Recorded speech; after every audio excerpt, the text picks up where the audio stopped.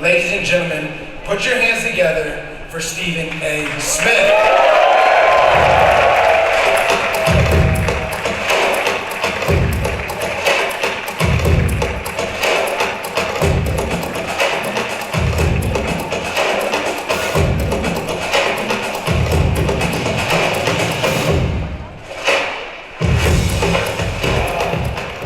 What's up, everybody? How y'all doing? I appreciate the love and support. I love y'all watching me on TV every day, but damn it, I'm not box office. The person that I'm bringing up here next, that's the man who's box office. I'm gonna waste very, very little time. A 7-time champion, the greatest quarterback in the history of the National Football League, soon to be one of the elite football analysts we've ever heard, the one and only Tom Brady's in the house.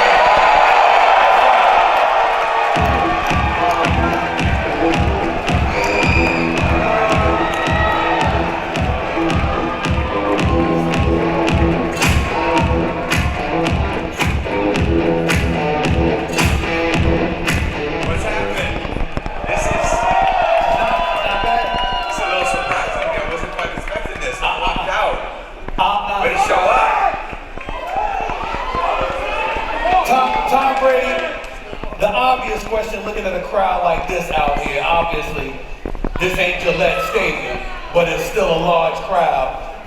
How much did you miss it? Wow, first of all, thank you for being here with you, who I love spending time with, and whether we talk on the phone or on some of your shows, always enjoy hearing your insight. We've known each other a long time, and now we get to keep it going now that I'm in media, and obviously, great being with you guys, who are the fans who keep all this going for us athletes. And I think it's very cool what Fanatics has done as kind of a celebration of you guys, to hopefully reward you guys and bring a lot of great athletes together with a lot of the hobbies that you guys are really involved in. So I think for me, love it, man. I got here yesterday, I was hitting hockey pucks, swinging baseball bats, throwing footballs, throwing punches. So I hope you guys get to experience a lot of that over the next few days. But I think it's really cool what Fanatics has done and how they're pulling things together. So, and all the Patriot fans in here drove down from.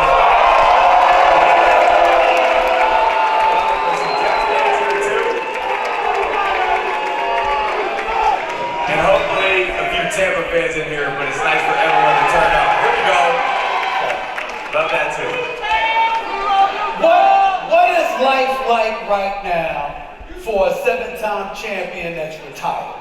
I'm not talking about work. I'm just talking about when you talk about, it was in basketball, you're lifting weight. What are you, TV 12? We'll get into all of that because you're in pretty damn good shape right now. But I gotta ask you, what is life like in retirement? I'd say I'm retired from football, but I'm busier than ever in life. All right. And I just have a lot of great things going on. Still mostly involved in sports. And I think that's where I've spent the last 33 years of my life, going back from high school sports all the way through now.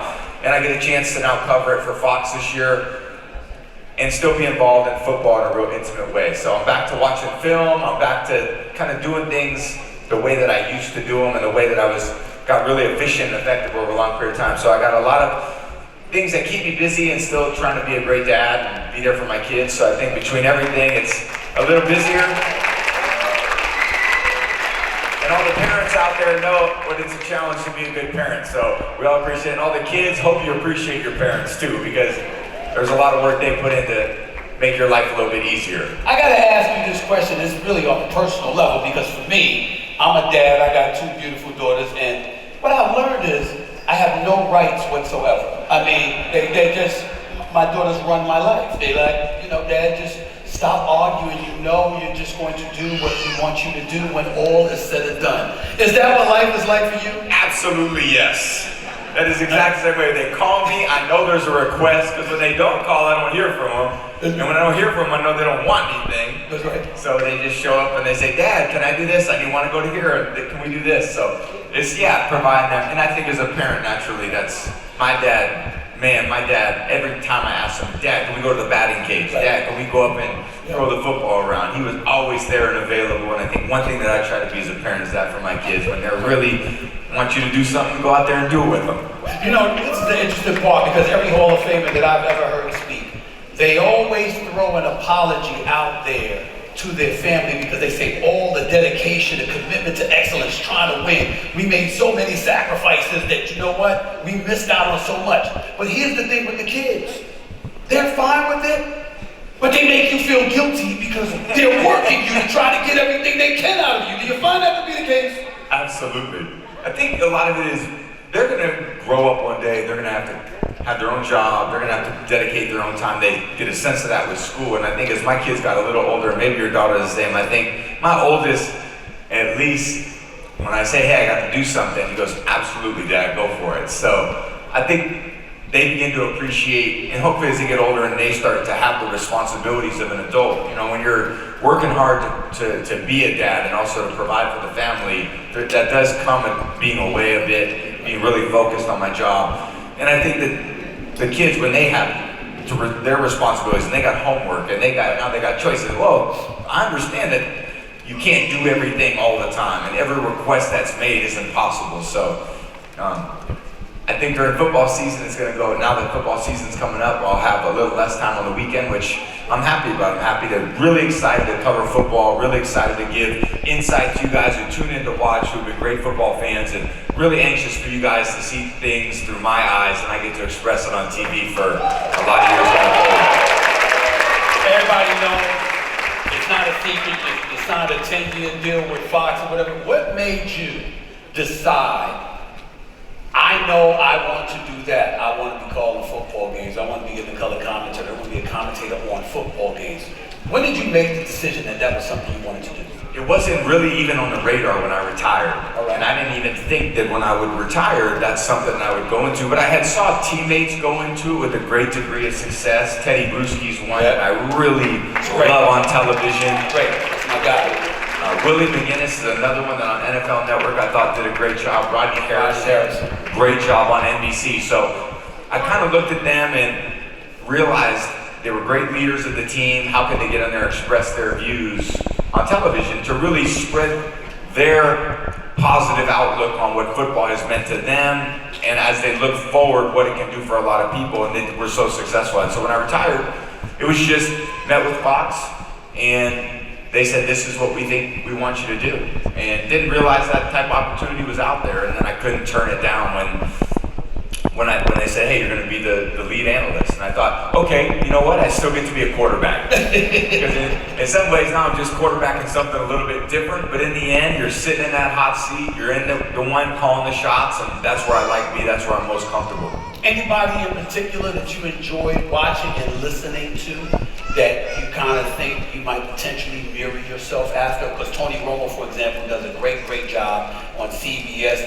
John Madden made the position famous for many years, doing Monday Night Football and doing Sunday Football with Pat Summerall for years before he Monday Night. Anybody that stood out in your mind that you said, you know what, that guy is great, I wish I could be that good if I decided to do this? So it's interesting because as a quarterback, when I would watch football games, when I was an active player, I would really only watch the quarterback. And I'd watch how he was playing, how he reacted to defense. I really wasn't listening much to what was going on the TV because whatever they said, I only had my own view and judgment. I would say in the last 18 months, it's totally transitioned to now. I could care less what the quarterback's doing. Right. I'm still watching, but I'm really listening to what's going on between the two people, the analysts and the play-by-play guys. So for me, it's probably taken a little bit of a lot of them, and I don't think there's anyone in particular other than I've reached out to a lot of different people, Troy Aikman and Collinsworth, and I've talked to a lot of people, Tony obviously, and I think I like little bits and pieces of each of them. And they're all very talented, and they're all a little bit very different. So how my style ends up kind of being presented, that would be to be determined, but I think for me it's going to be unique to me, and I think I do have, I feel, unique insights based on my experiences as a sixth-round pick, as someone who got injured, who someone was a third string on the quarterback, then a backup on the depth chart, then went in because of the injury, then won Super Bowls, lost Super Bowls, didn't make the playoffs, made the playoffs. All these experiences that I had free agency, being on a new team, integrating yourself into a new environment, playing in different weather conditions. There's so many different things that I was able to be a part of that I can relate to kind of this current generation of athletes that are going out there trying to make their dreams come true. What type of analyst can we, I'm asking, as a personality, what kind of a personality can we expect to see from Tom Brady? I think it'll feel probably very authentic to my natural self. Okay. I would say my biggest challenge is that I'm very critical of the play in the NFL. Okay. And I think because I was very critical about the way I played in the NFL, and I was very critical about the way that our team played in the NFL, and I think the expectations for performance that I had were very, very, very high. So the most challenging thing is when I see something, when I think, oh, that was horrible. Like, I just can't say that on TV. Why not? Well, because there's parents and, there's parents and there's family members, and I don't want to always necessarily say it in that way. Okay. But I think if I was doing it myself, and let's say I threw a really bad interception, I would walk to the sidelines and say, you are the worst quarterback in the world. How can you possibly make that throw? That was terrible. But I just don't want to be so critical, because in some ways I don't necessarily know exactly what the problem was on that play. If, let's say, Daniel Jones throws an interception. I didn't mean to say that.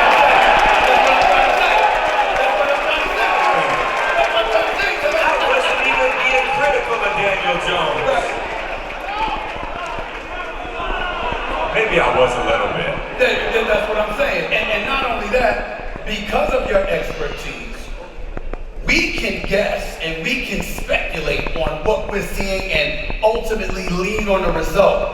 You'll know specifically what the hell somebody did wrong and why. Yeah. And you gonna dial it back or you gonna bring it? Yeah, I don't think I'm gonna dial it back to make something that was negative into a neutral or a positive. Right. I think if something's not good, I'm gonna point it out why it's not good and how it can be better. Right. That's the important part. And I think a lot of it, even the criticism of a player versus the criticism of a play is very different. Just because someone is attached to the negative aspect of a play doesn't mean you're being negative toward that player. Look, anyone who's playing in the NFL is a talented player. Anybody who is making a living playing professional sports is at the 1% of the 1% of the 1%. They're all great. That doesn't mean what they do is great all the time. Right. Being a great player is about making great plays consistently over the course of a week, of a game, of a season, of a career. If you tell me someone's a great player, it doesn't mean he makes great plays all the time. I could make bad plays. I just make a lot more great plays than bad plays. You know what? Even a very average player can make great plays. The problem is they make a great play, then they make a negative play. Great play, negative play. Well, in that case, you are average, because great, an A and an F ends up being a C. And I think for a great player, you should aspire to mostly A's, definitely some B's, every once in a while some C's, and very, very rarely, the D's and the F's, so to speak. Why the hiatus? You retired from football, but you weren't calling games. You weren't doing analytical work on the games last year. Did you want the year to prepare? Did you just want a year off? Why didn't we see you doing this last season? So 23 years of playing was a grind. It was a treadmill. That treadmill was moving very, very fast for a long period of time. And the reality is I was definitely tired from that physical exhaustion and the mental exhaustion. I wanted to take a year. I realized that if I want to be really great at this, and I know you're someone I look up to, the commitment you've made to be great, there's a lot of energy, there's a lot of time, there's a lot of emotion, there's a lot of focus, and I needed to divert a little bit of that attention and focus to the other things in my life that needed some attention. So I wanted to commit as much as I could to reorganizing my life. And again, Coach Belichick always had a great line during the season. Right. I know, he's an amazing coach. And he would always say, there should be a drawer at your desk, and everything that comes to that inbox, every request you get, just put it in the drawer for 6 months. It can wait. And when the season's over, open up that drawer and handle the stuff that you need to handle. Now, we couldn't do that all the time because we're all in life and things are happening, but I had a 23-year-old drawer. Wow. And that thing was full. And I needed, I think, 18 months to unpack that drawer, see what the hell was in that drawer. There was a few trophies in there. But I had to unpack that drawer and then figure out really what needed attention and really where I could reorganize some things to make sure the next 23 years of my life went the way that I wanted. Let me deviate off of you for a second and ask you a question about this individual. You brought up Bill Belichick. Yes, sir. I looked at him and I said to somebody, on one hand, when he was out on the open market and you saw these networks talking about him or whatever, I'm like, why would somebody want to bring him on because he never wanted to talk before? So why would he want to talk now? But then I said to myself, wait a minute. Because he never wanted to talk before, now everybody might be interested in what he has to say when he does talk. What mindset do you have when it comes to Bill Belichick being in television? Well, the difference is they paid him to coach. They didn't pay him to talk. Now they're paying him to talk. Gotcha. So he's going to do what he's being paid for. Right. And he realized that every time he talked when a coach, the only thing he could do is get you into problems. Right. Because the last thing we wanted to do as an athlete was go out there and tell all those players on the other team exactly what our plan was. And if anything, we were going into that battle. We wanted, our game strategy. We didn't want you to know anything. And there's coaches like Andy Reid who are a lot like that. He won't tell you anything. You don't talk to him. He's not saying anything. He's talking to you in circles. So I think what I appreciated about Coach Belichick as a player was he really told us and gave us the opportunity to make sure that we could put things back on him to say, hey, this is just not what we do as a team. We're not going to get up here, talk about, and try to prove to you guys how smart we are by talking about what our game plan is. At the end of the day, we wanted our focus to be on the game. We were going to let ultimately the result of the game speak for ourselves. Rather than try to win the press conference all the time, try to be liked. Ultimately, we want to go out there and give ourselves the best chance to win because, listen, this is what I did when I was a player. I would get all the clippings from every local reporter that we were going to play. Right. So if we were playing the Jets, I had all the New York papers sending at our football facility all the quotes from all the Jets players over the course of the whole week. Because? Well, because they're going to tell you what they're going to do. Gotcha. And I think for me, okay, the more information that they were going to give me, I was going to take that information, at least be able to anticipate, go out there and play with confidence as a player that, okay, I got a good idea of what their strategy is going to be to try to stop us. And then that's the captain house game of sports. You're going to tell me what I'm going to do? Great. And now we'll figure those things out within the first quarter or so. But at the same time, we can go in there with better preparation than them. And part of the preparation was learning from the things that they were saying. Well, that was the best thing you could do. And I look at Bill Belichick, and listen, everybody knows I love trolling the Dallas Cowboy fans. I just do. I just love it. It just does something for me. It's Christmas. They give me Christmas early every year. Okay, this is what they do. But the thing about it is that, genuinely speaking, I honestly felt that was the one place that would have been perfect for Bill Belichick once you departed. Because my attitude is, all Jerry Jones wants to do is talk to the media. All Bill Belichick wants to do is coach and not talk to the media. It would have been a match made in heaven. I thought they passed an opportunity. When you look at Bill Belichick and his greatness as a coach, coaching you all of those years, do you think the Cowboys missed out on him not being a coach for them? Do you think everybody that could have had an opportunity missed out? What's your thought about teams passing up on hiring him? I think without a doubt he's the greatest coach to ever coach in the history of the NFL. And sitting in a meeting room with him for 20 years, there is no coach that I felt more prepared by than Coach Bill Belichick. And I think that's the only thing you ask for as a player. Once that coach prepares you and they walk you out on the field, that coin flip, then the coach has very little to say on game day. Then it's up to us. And we have to take the things that we've studied, that we practice over the course of the week. Now we got to go out there and execute it. But what you expect from a player is that when you tell me to do something, when you tell me to count on something, when we design this play, then ultimately when I go out there on the field, I can count on it, I can bank on that is absolutely supposed to happen.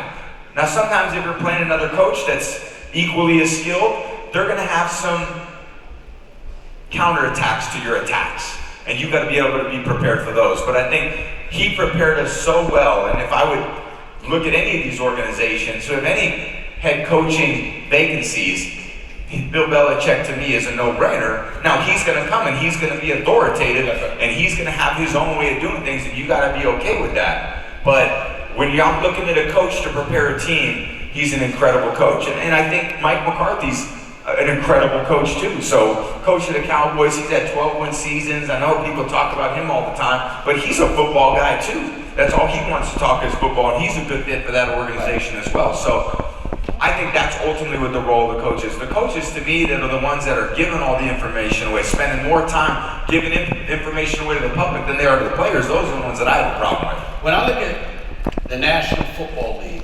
obviously it's incredibly more complicated than other sports to play. I'm not trying to say that a manager for Major League Baseball doesn't have responsibilities, a head coach for the NBA doesn't have responsibilities, but you can ultimately give them the ball and say, take me there. Sure. I can't swing the bat for you, Aaron Judge. You got to do that. I can't shoot a J for you, Steph Curry. You got to do that. Yeah. But in football, it's so much more difficult. So in regards to that, I get it. But I still lean on what Nick Saban talked to me about, because I've had the pleasure of having private conversations with Nick Saban. And he talked about leadership and being a leader of men. How important is that in today's NFL compared to what it was back in the day? So I'm not going to give up on the fact that leadership and being a leader of men is one of the critical components to being a great player, quarterback, coach, owner. We all need more leaders in this world. We all need more people that are, worried about solutions than complaints.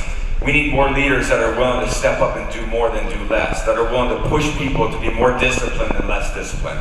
We need more people to be team-focused and less self-focused. If we want to be successful in anything, it takes a team full of people. And a team full of people can't always be worried about what's in it for them all the time. In all my experiences,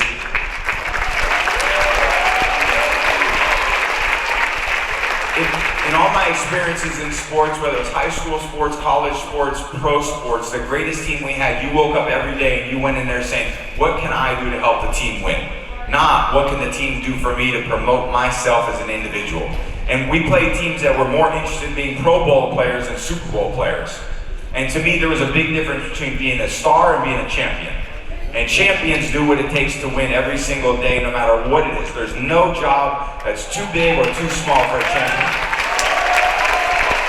So, here's a teammate like that.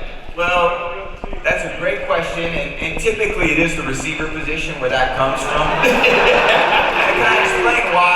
Those poor guys, they stand out 23 yards from everyone else every single play. And we break the huddle, and there's 5 linemen who are all in it together. And the tight end's part of the O-line, the quarterback's part of that group, and the running back's right behind us. And then those receivers got to run 23 yards away, and the only person they talk to all game is the corner. And that corner's talking smack the whole game to them. And believe me, that corner's away from everybody else too. So you got these 2 guys out there 25 yards from the center, and the only thing they do is talk to each other. Man, when are they gonna throw you the ball? Well, I'm gonna throw me the ball on this play. And they just go back and forth all game. So they get a little angry when the ball's gonna come their way. So I think part of it is understanding that particular position in the NFL always has an inherent degree of selfishness. Because look, they want, and I would say that's not always a negative, they want to help you win the game. Right. They want to contribute. They don't want to go through a losing game and then look at their stat sheet. I was targeted 2 times. You have Tyreek Hill, you have Justin Jefferson, you have Jamar Chase.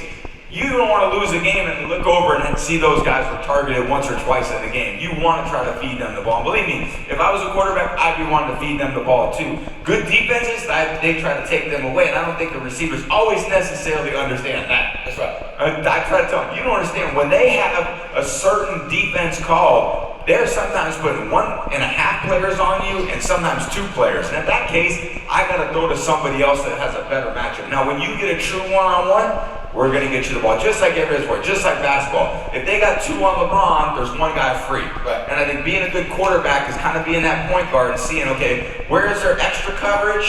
And then where can I get the ball where it's for the easiest opportunity for us to gain yards? And the opportunity, if they give LeBron a one-on-one, then give him the ball. Right. And that's the point. That's how you play quarterback. You're a point guard, you're just dishing the ball to people who can do something with it. The eloquence of that delivery is just phenomenal. That's why you're Tom Brady. But respectfully, it didn't answer my question. If you had a teammate. Yeah. Okay. That was that kind of prima donna. Yeah. I'll put it this way. I was interviewing Joe Montana. And I was bringing that very scenario up. Joe Montana said, I'd look at him and whisper in his ear, you want to see the ball for the next 2 weeks? Yeah. You better chill out. Yeah. I'm asking Tom Brady, what would Tom Brady do? So what Tom Brady would do, and I've tried, is I would try to connect with that player on a level that he's really interested in, he can relate to. I want to find out about what's going on with him in his life and why he's feeling the way he's feeling, and then try to rationalize things to a degree and say, hey, I understand what you're saying, but from my standpoint, this is how I see it. So it's really about creating that connection through that relationship that you're trying to build with those particular receivers. The unfortunate thing about that is you're never going to get 100% of the way there. You could spend all your time and energy trying to connect with someone who's more self-focused, but in the end, that's their character and that's who they are. You may realize that maybe you could get 5% more out of them or 10%, but you may not get 20 or 30% more out of them. And I think that's anyone who's in here in a career, who's working, who's in charge of people and running a business. You find people that may be a little self-focused. You could put a lot of time and energy in them, and that's important because by doing that, you can actually minimize some of the distraction. But at the same time, you got to understand what the real... A lot of mediocrity in today's NFL. I don't see the excellence that I saw in the past. I don't think the coaching is as good as it was. I don't think the development of young players is as good as it was. The rules have allowed a lot of bad habits to get into the actual performance of the game. I just think the product, in my opinion, is less than what it's been. Elaborate to the audience why you, not just what you said, but why you felt the need to articulate that point of view, because it was clearly during the NFL season, you were watching what you were watching, and you were not happy. Talk about it. I love football, that's why. And I love the sport, and if we had the iPhone 15 this year, I don't want to watch the iPhone 9 be re-released. And when I watch it, sometimes I think, wait a minute, we're regressing in the game a little bit because for a number of different reasons, and I could cite them all the way back for the last 15 years, but it could go from ultimately the development of the players is what's the most important in the NFL. If you want football to be good, you're going to want to develop these players to be better every single year. And the reality is we don't have the processes in place for those players to be better year after year. They may maintain, they may get slightly better, but not at the improvement levels that we were able to make when I was a younger player through our ability to practice more. We had less distractions. There was much more opportunity in the off season to train. There was more opportunity in training camp to train. There was more opportunity than the regular season to train. We had and not only through pro level, but also in college sports, because whatever gets adopted at the pro level ultimately gets adopted at the college level, and from the college level, it gets adopted to the high school level. And now I look at what could be a little bit dangerous is now there are players transferring from schools when they're not playing, and they're going to different programs, and they're going to different techniques they're learning. They're never advancing in an own individual system. There used to be college programs. Now there are college teams. You're no longer learning a program, you're learning a playbook. And the program is ultimately, like at Michigan, for me, that was a pro-style program. 5 years I got to learn how to drop back pass, to read defenses, to read coverages, to be coached, to deal with winning games, to deal playing in Columbus, Ohio in front of 110,000 people. I had to learn from being 7th quarterback on the depth chart to moving up to 3rd to ultimately being a starter. I had to learn all those things in college. That was development. Then I went to New England and I was developed by Coach Belichick and the offensive staff there. I didn't start my first year. I think it's just a tragedy that we're forcing these rookies to play early. But the reality is the only reason why they are is because we dumbed the game down, which has allowed them to play. It used to be thought of at a higher level. We used to spend hours and hours in the off-season and training camp trying to be a little bit better than next year. But I think what happens is it discourages the coaches from going to deep levels because they realize the players don't have the opportunity to go to a deep level, so they're just going to teach them where they're at. How did they get rectified? How does that rectify so the quality of the competition, the quality of play can improve? How do you rectify that? Well, I would say as I speak to, let's say, a quarterback, for example, when I was a quarterback, what I aspired to be was a game general out there. I wanted to be that field general. I wanted to call the shots. If you were my coach, you would call a play. That play would come into me. I would say, okay, I think, and we communicated before the game, this is the reason why he called the play. We talked about this. I'm walking the line of scrimmage. I'm looking at the defense. Oh, perfect.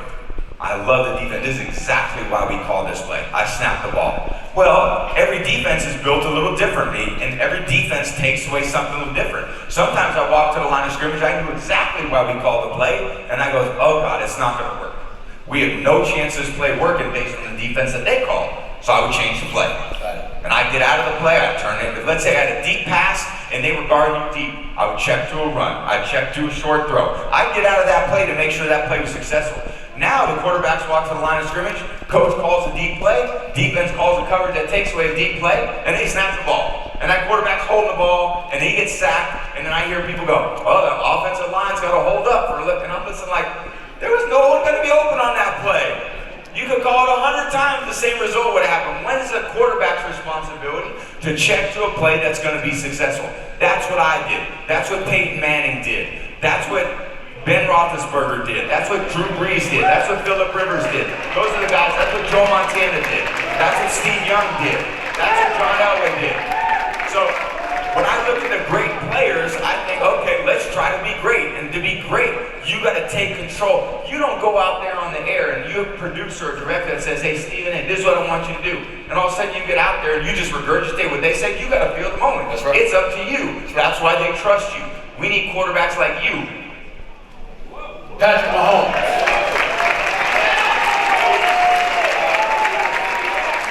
Patrick Mahomes, in 6 years, 6 AFC championship games, 4 Super Bowl appearances, 3 Super Bowl titles, 3 Super Bowl MVPs. We look at him and we say he's great. I don't know if I've heard anyone ask this question of a quarterback. A lot of times when we look at greatness today, we compare them to generations. What would they have been if they had played in a different generation? When you look at somebody like a Mahomes, for example, what would he have been in the era of football you just praised? Yeah, I think he'd be better. And I'm saying he's already great. I mean, believe me, he's, in my opinion, the best quarterback in the NFL. And why? I could talk about his physical skills. You know why? When I look at him and I see why he's great, I see the way that he's endeared himself to his teammates. I see the joy they have when they're out there playing together. So I love when I see his rapport with his teammates, with his coaches, how he communicates after the game. I'm listening to the press conferences as much as I'm watching him throw a tight spiral.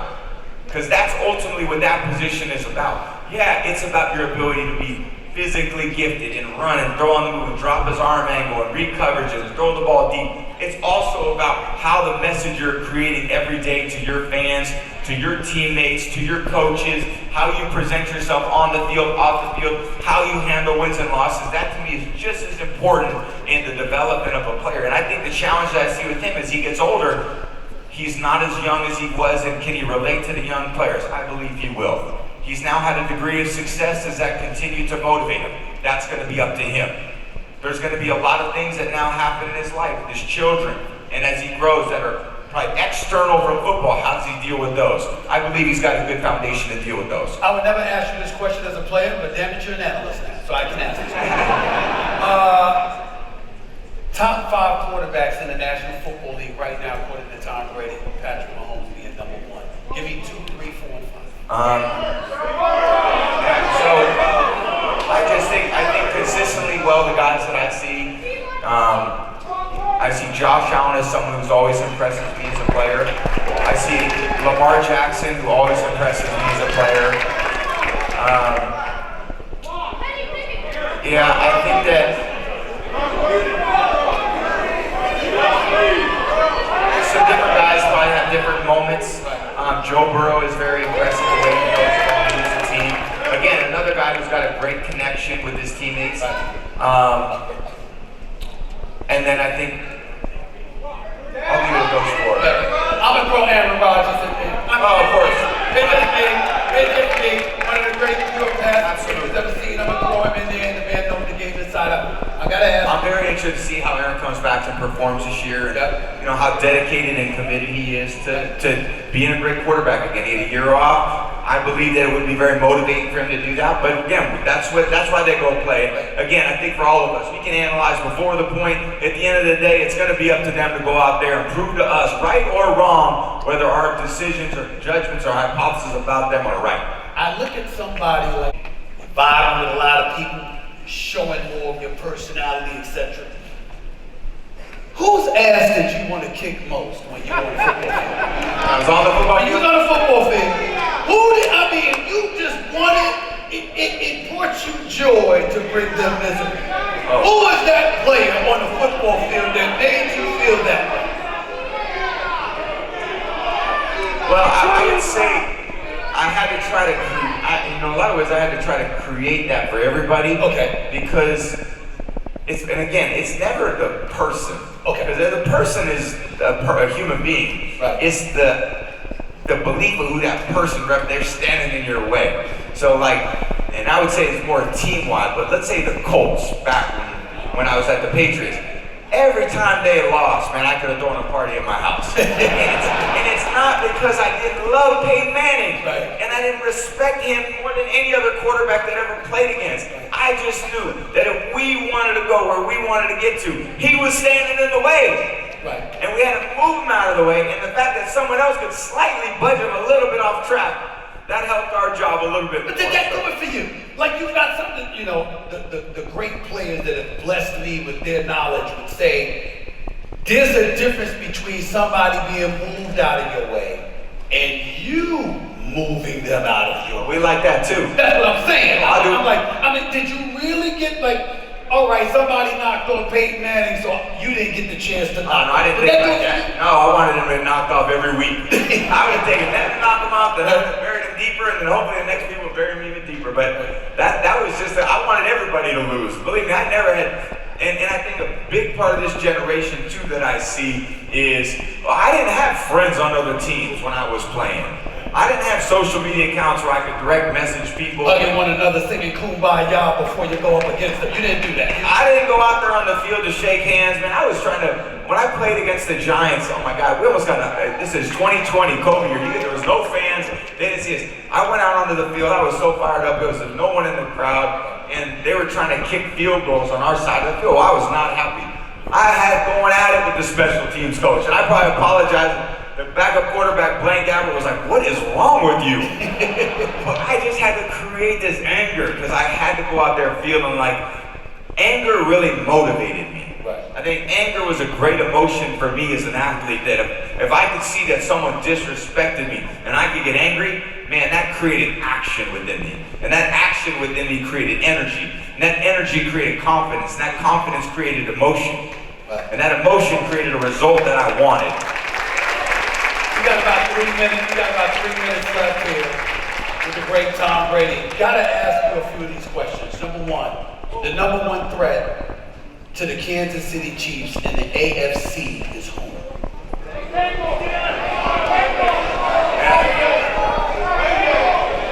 I would say it's, man, all those teams are gonna be tough. I think it's still the Bills or the Bengals, just because I think the quarterback play. The Bills and the Bengals more than the Ravens? They're right up there. Okay. But I would say, you know, and they're exceptional. The Ravens have to, I think, be more successful in the postseason for me to feel like, okay, you know, they're right there. The Bengals have been in the Super Bowl. The Bills have been in championship games. So. He's got a 3-1 record against Patrick Mahomes. Got to give credit where credit's due. The number one threat to the Chiefs in the entire NFL? I think it's probably still the 49ers and the Packers, I think, are going to be a great team. And you know what? I think the Rams are going to be a good team this year, too. Very good offense, receiving core. They lost Aaron Donald. Nobody can replace him. That guy's first ballot Hall of Famer. But they drafted really well. They got a really underrated defense. That's going to be a team to watch, too. The Philadelphia Eagles having Saquon Barkley. The Philadelphia Eagles, Saquon Barkley. What is that going to do?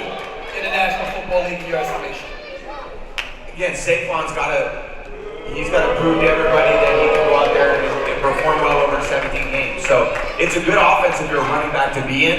And believe me, Saquon, I think so highly of him as a running back, but his potential is still out there, but he's got to find it himself. I mean, there were high expectations when he came in based on what he did in college. He had some great games for the Giants, and obviously they decided to move on from him, go to a division rival. That should be we talk about the emotional aspect. Right. Saquon should be very angry and emotional about that, which hopefully motivates him to play his best, but he's got to go out there and perform himself. There is a team that's very popular.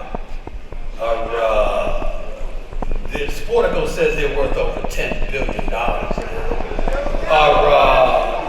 They're America's team.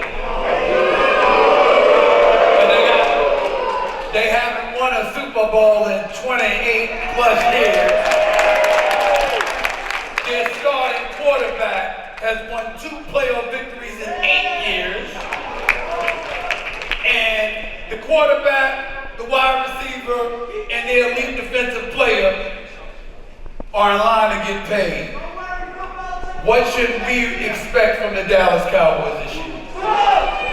So they've got a lot of talent on both sides of the ball. They have a lot of distractions as well.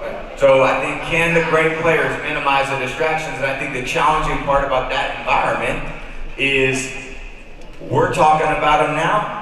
They're talked about more than any other team in the NFL any given day when you turn the television on. And can they handle all that comes with it? And I would say, in general, the younger players, because this is more normal for them growing up in college. Now you go to LSU, you go to Georgia, you go to Michigan, you go to Ohio State, you go to USC. You're dealing with the similar types of distractions, and they're probably learning to deal with them a little bit better. But at the same time, can they minimize the distractions so that, believe me, winning in the NFL is very hard. The competition is very tough. The margin of error is very slim. So where can you gain margins of error? You can gain them by eliminating distractions. And that's what I think the Cowboys have to master from their organization as well as their team leaders. How can they go in there and minimize the distractions so that they can go out and focus on football against a very competitive NFL? It's apropos, it's apropos to ask this very last question about you as opposed to the National Football League. I'm just making sure I've got all my numbers here. 23 NFL seasons, 15 Pro Bowls, 10 trips to the Super Bowl, 7 Super Bowl championships, 5-time Super Bowl MVP, 3-time league MVP. Oh, by the way, now you're going to be an elite analyst. You got the TB12 brand. You look fantastic. All right?